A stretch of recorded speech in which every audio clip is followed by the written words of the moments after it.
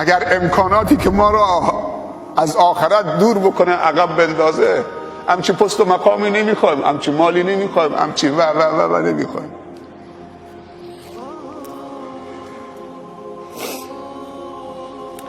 علما میگن که اگر خدا یک بار دیگه به هر انسانی که مرده اجازه بده که زمین شکافته بشه، بگه 5 دقیقه سرت بیا بالا یک نصیحت برای زندگان بکن. هر مرده‌ای که تو قبرستان دفن شده، اگر خداوند به یک مرده اجازه بده، نه که 5 دقیقه، 10 ثانیه قبر باز بشه، روح بهش بر بگرده، بیا بالا سرت، یه جمله نصیحت بکن برای زندگان که هنوز نمردن. علما میگن اون جملهش اینه: تزودوا فان خیر الزاد التقوی. توشه بگیرید، بهترین توشه تقواست.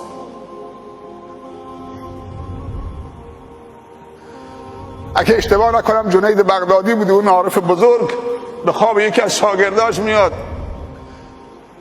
میگه جناب شیخ اونجا چطوره؟ حالت چطوره؟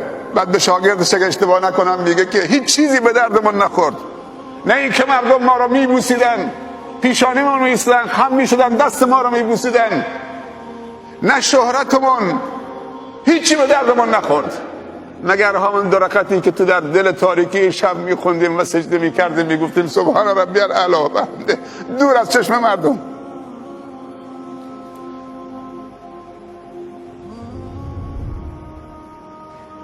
اینا هیچ کدوم به درد آدم نمیخوره. این همه عکس گرفتن و خم شدن و دست بوسیدن و پیشونی بوسیدن و تعریف و تمجید و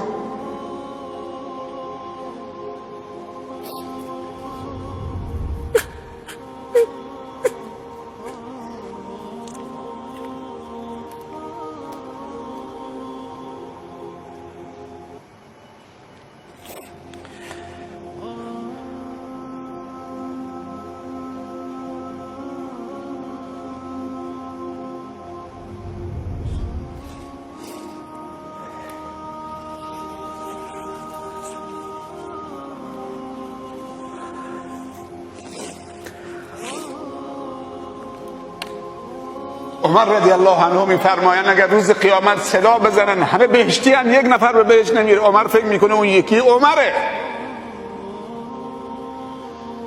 از خودشون راضی نبودن. و ابوبکر رضی الله عنه میفرمایند اگر روز قیامت یک پام تو بهشت باشه، پای دومم خارج از بهشت، ما امنت مکر الله، بازم در امان نیستم. و رسول الله صلی الله علیه و سلم میفرمایند هیچ کس به عملش وارد بهشت نمیشه مگر اینکه رحمت خدا شامل حالش بشه. گفتن حتی انت یا رسول الله، حتی تو؟ گفت حتی انا، مگر اینکه رحمت خدا شامل حال من بشه. دیگه من و تو چه کاره هستیم؟ دلمون خوشه که مردم با ما عکس میگیرن. جناب شیخ یه عکسی.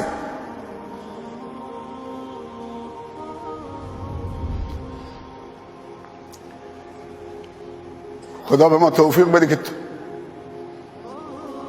بتونیم شکر این همه محبت ها و نگاه های خوب و پاسخ بدیم، منحرف نشیم، خودخواه و مغرور نشیم. ما در اسلام تقدسگرایی نداریم کسی دست عالم ببوسه خم بشه. ما در اسلام لباس شهرت نداریم. از اونجا که وارد شد مشخص از شکل و شمایل و لباسش که این عالم مشهوریه. پیامبر صلی الله علیه و سلم همون لباسی که برده ها میپوشید. پیامبر وقتی بین صحابه مینشست، بین اهل صفه مینشست، فقرای صحابه، اگر کسی پیامبر رو ندیده بود و از اوصافش تشخیص نداده بود سوال میکرد کدوم یکی محمده صلی الله علیه و سلم. امروز دیگه یک کبکبه و دبدبه و عبایی و ماشویی و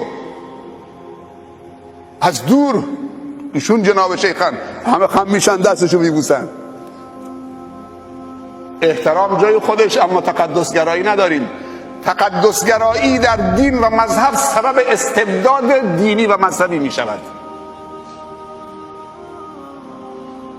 احترام جای خودش اما مبالغه نه.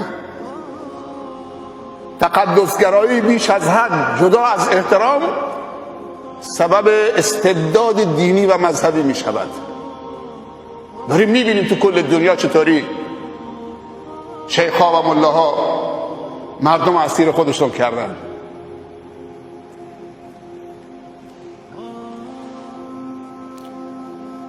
چیزم یاد مردم نمیدن.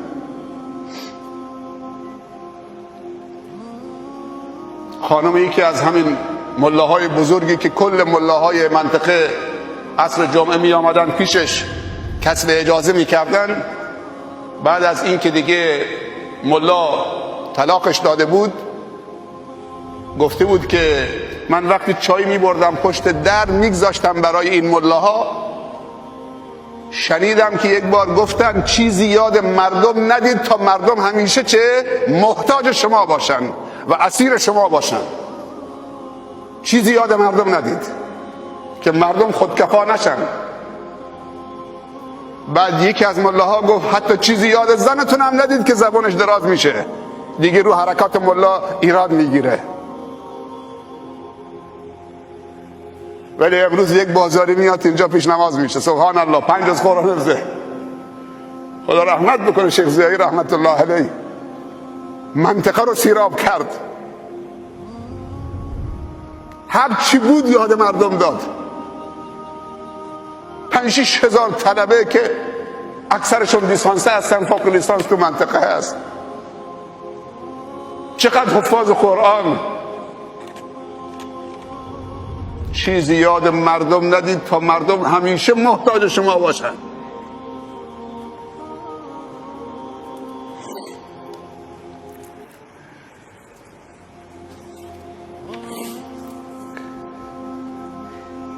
اما نهم توبه نصوح.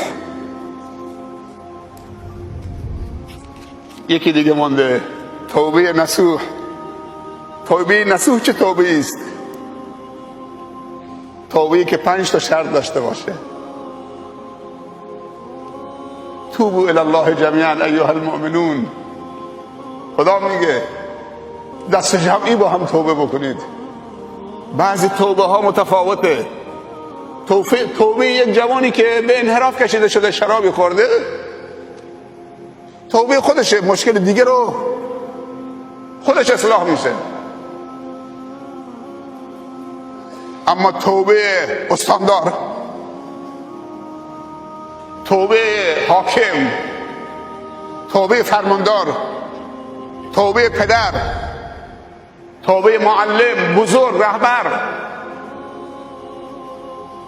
بزرگ وقتی اشتباه میکنه، کسی که مسئول جامعه است، توبهش اصلاح جامعه است، یک توبه نیست. بعضی توبه ها حیات و مرگ و نابودی یک جامعه بهش مرتبطه. اونهایی که بزرگ جامعه هستن اگه اشتباه بکنن جامعه نابود میشه. علما میگن اگه میخوای بزرگترین خطری که حکومت ها و دولت ها رو تهدید میکنه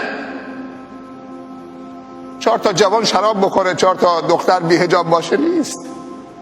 علما میگن بزرگترین خطری که یک دولت و یک حکومت رو تهدید میکنه مدیران